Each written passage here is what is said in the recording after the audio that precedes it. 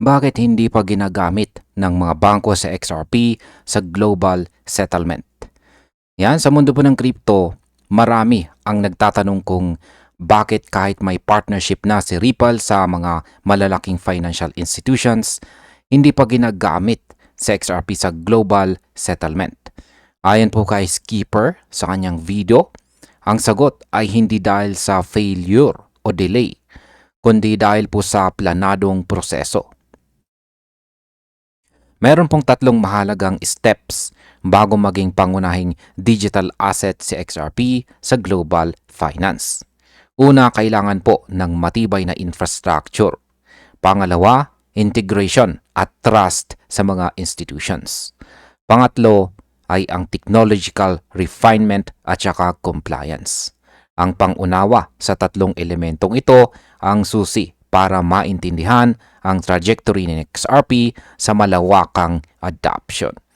Kaya yan po ang siyang ating pag-uusapan sa video na ito at ang atin pong ipagpatuloy sa ating unang katanungan kung ano po ba ang ibig sabihin ng infrastructure as the first phase. Ayon po sa video na ito, ang unang phase ay ang pagtatayo ng resilient at scalable na financial architecture. Hindi agad ang asset ang priority, kundi ang XRP ledger na idinisenyo para sa high-speed, cost-efficient at secure settlement ng institutional value.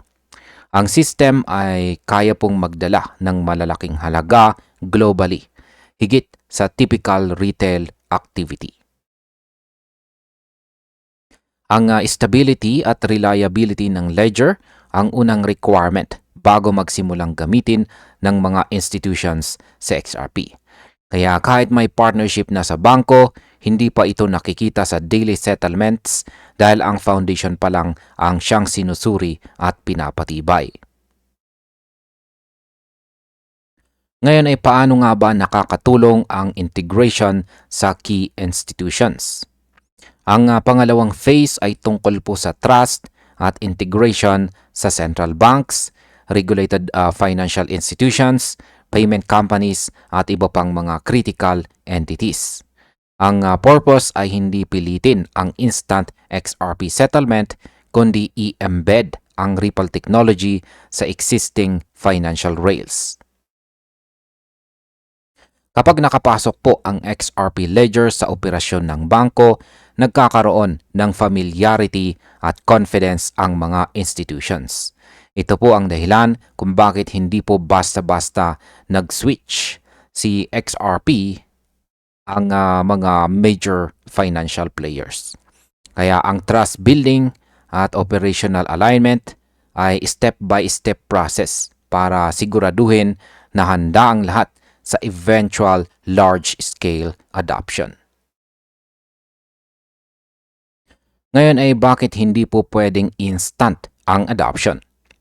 Wala pong financial system na mag-a-adapt ng bagong protocol overnight. Ayon po sa video, malaki ang institutional use na nakadepende sa proven reliability, compliance, interoperability at assurance na kayang mag-operate globally. Kaya ang focus po ni Ripple ay technology refinement at saka institutional alignment muna kaysa sa early XRP deployment. Ang speed, efficiency, scalability at saka environmental sustainability ay hindi po optional features, kundi prerequisites. Yan, prerequisites para sa mga global institutions. Ito rin ang nagpapaliwanag kung bakit kahit may partnerships na hindi pa aktibong ginagamit sa XRP sa core settlement operations. Ngayon ay ano po ba ang mahalagang aral sa kasalukuyang stage ng XRP adoption ngayon? Ayan, nag-highlight po si Skipper na ang XRP adoption path ay phased, hindi po sudden deployment. Ang mga short-term observers madalas nakafocus po sa market indicators o price movements. Pero sa context ng institutions, kailangan munang tapusin ang foundational requirements bago lumipat sa widespread usage. Kasama po rito ang infrastructure reliability, trust building sa key players, at saka technological refinement. Kaya habang nakikita natin ang partnership news, ETF adoption o price momentum, mahalagang maintindihan na ang strategic groundwork ay critical. Ito po ang magiging base or foundation para sa future global settlement gamit sa XRP. Ngayon ay paano naman po nakakaapekto ang technical refinement sa adoption? Ang XRP Ledger ay binuo para sa scalability at speed. Kapag may glitches o hindi po efficient ang system, hindi po iikot ang malaking funds ng institutions. Kaya bawat technical na update, testing at saka stress testing ay mahalaga. Ang institutional adoption ay nakadepende po sa operational certainty. Halimbawa, ang mga bangko at saka payment companies ay kailangan pong siguradong walang downtime, errors o compliance issues. Ang focus po sa technical refinement ay nagbibigay po ng assurance sa buong ecosystem. Kaya kahit mabagal po ang visible adoption, ang groundwork ay nagtitiyak na kapag dumating ang mass usage, magiging maayos po ang operation ni XRP sa global scale. Ngayon ay ano naman po ang role ng trust sa financial institutions? Yan, ang trust, ang susi sa anumang financial system. Ang XRP adoption ay hindi lamang po tungkol sa ledger, kundi sa confidence ng institutions. Ang central banks at saka regulated entities ay nangangailangan ng familiarity sa protocol bago i-shift ang billions of dollars. Sa video, ipinaliwanag po dito ni Skipper na ang embedding ng XRP Ledger sa existing financial structure ay nagbibigay po ng operational clarity.